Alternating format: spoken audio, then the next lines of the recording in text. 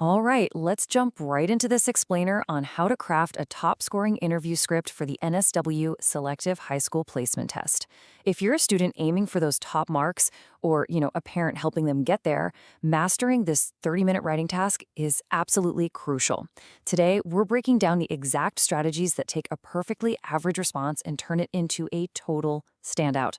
Let's get into it. So first things first, what exactly is an interview script? Well, the absolute most important thing to remember is that it's a direct, purposeful, back-and-forth conversation between two distinct voices. It is not a traditional narrative story.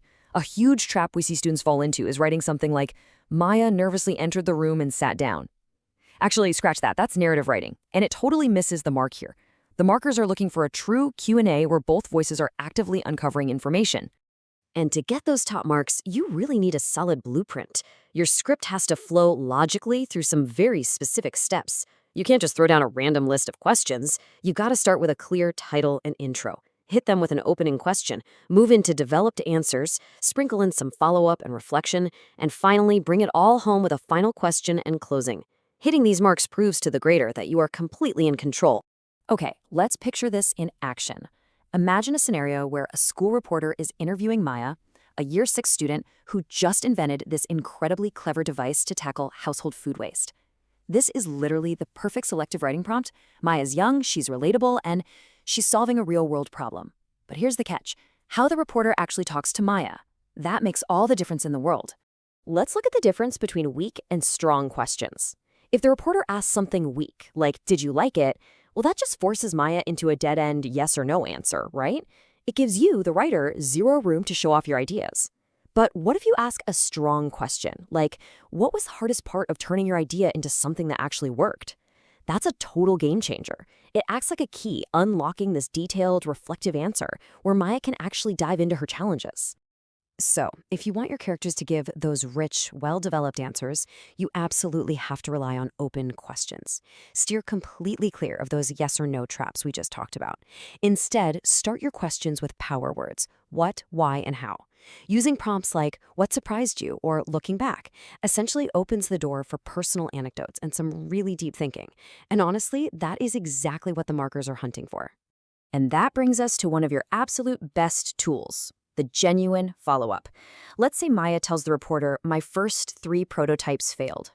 A weak script would just jump to a totally random new question. But in a strong script, the reporter actually listens and they dig deeper, asking something like, wow, what made you continue? Do you see how that works? It creates this natural flow, turning it from a robotic checklist into a genuine, living conversation. Now, keep in mind you only have 30 minutes total for this test, so you need a rock-solid game plan for how your interview will unfold. Think of it like a timeline. Minute 1, start off with background and experience.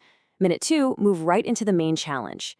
Minute 3, dig deeper with your follow-up and reflection. And finally, minute 4, finish on a meaningful note by discussing future plans. It's a foolproof roadmap for pacing your ideas. On the flip side, we really need to talk about what's going to cost you marks. Avoid yes or no questions and those tiny one-line answers like the plague. Don't just jump randomly between topics, and whatever you do, don't forget your follow-ups. Oh, and like we said earlier, writing a story instead of a true Q&A format, yeah, that is the absolute quickest way to fill the appropriate form requirement. Just don't do it. But here's the good news. The NSW selective markers really reward the basics. We're talking parent-friendly, fundamental stuff.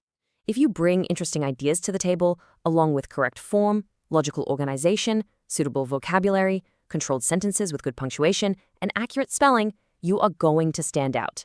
You don't need to force massive dictionary-sized words into every single sentence. Just use precise language and correct formatting, and you'll be golden. I want to leave you with one final thought before your next practice run. A strong interview is not just a list of questions. It is a carefully shaped conversation. Think of the speakers as partners, working together to build something fascinating. So the next time you're staring down a blank page and that 30-minute timer starts ticking, ask yourself, how will you shape your conversation? Thanks so much for joining me for this explainer, and happy writing.